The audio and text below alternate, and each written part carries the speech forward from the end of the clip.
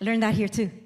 And I had to learn as a husband that my calling wasn't to drag my wife into ministry.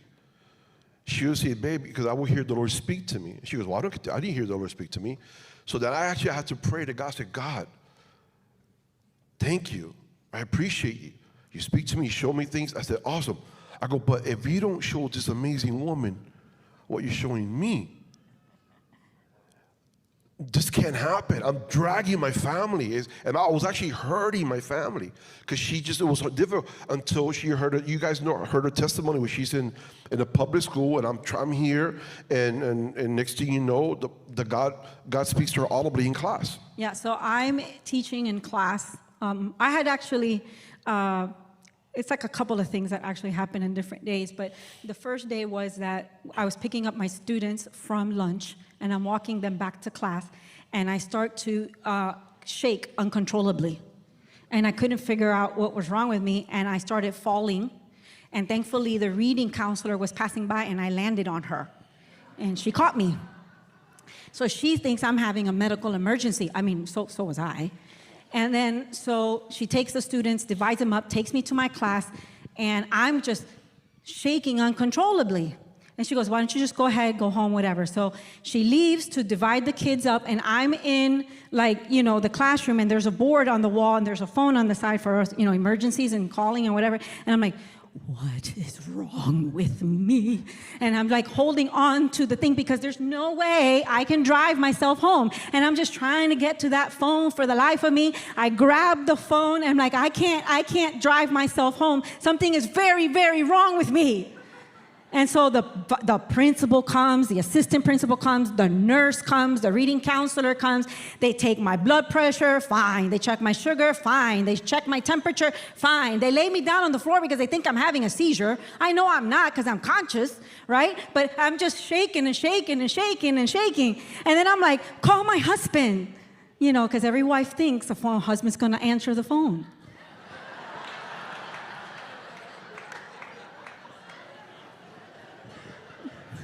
He didn't. And so I'm like, good God, I can't find my husband. I don't know what to do. What is going on? What is going on? And so they call my friend. My friend comes to pick me up, and they put me in a wheelchair because I won't stop shaking. And I'm shaking. I never, ever, ever, ever want to be in a wheelchair. They wheeled her right through the cafeteria where everybody was eating lunch. And just shaking and shaking and shaking and shaking. So they put me in, my friend, they put me in the car, they take me home, and I'm like, okay, because my principal said, you might be having a neurological episode, right? So I'm like, I'm having an episode. So I get in the house, my friend gets me a nice little warm towel, puts it on my head while I lay on the sofa, and I'm like, I'm having an episode. And then it's like, where's my husband? He's not here. Wait till he gets home. And so he finally gets home. I forgot that he had gone to conference. He was actually ushering. And so he goes, babe, you won't believe what happened to me.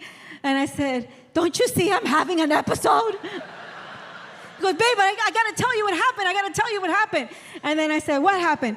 Well, pastor calls me up after I'm ushering. There's bodies all over the floor, and there's not enough space. So he calls me up to the altar, lays me out, grabs his Bible, puts it on my chest, and starts yelling, fire, fire. And I just started shaking and shaking and shaking and shaking.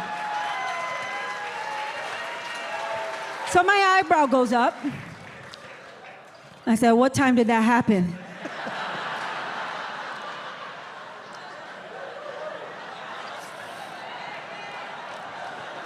So he tells me, at so time. I'm like, Mark Cabrera, do you know?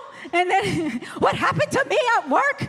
And then I tell him everything that happened. He goes, baby, the mystery of the one flesh.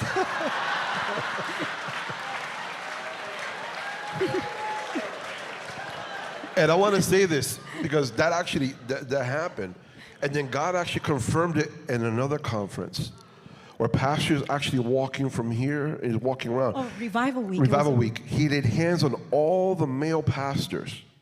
And the wives got hit, like struck by lightning, and hit the floor, boom, one by one, boom, boom. So he would lay hands on the men and the women would go flying. I believe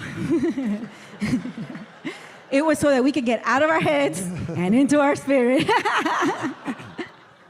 But this is why it's important to live in the realm of faith. You need to know what your surroundings, be alert of what your surrounding looks like, who you're surrounding yourself with as well. You have to surround yourself with people with a like faith. The best way to learn and to grow is by linking yourself up with someone who's already done it. And you link up with their faith, with their vision, with what God's called them to do. Because what happens is that you start walking like them, you start talking like them, then you start experiencing the same thing they experience.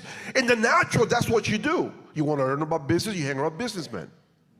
You want to learn to be a millionaire, you hang around a millionaire. That's what you learn. You want to learn about the anointing, you hang around with somebody that knows about the anointing and flows in the anointing.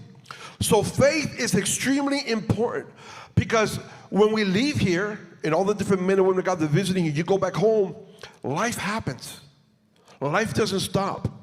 And the attacks will come from the north, the south, the east, and the west. It's only natural, because that's the devil's job.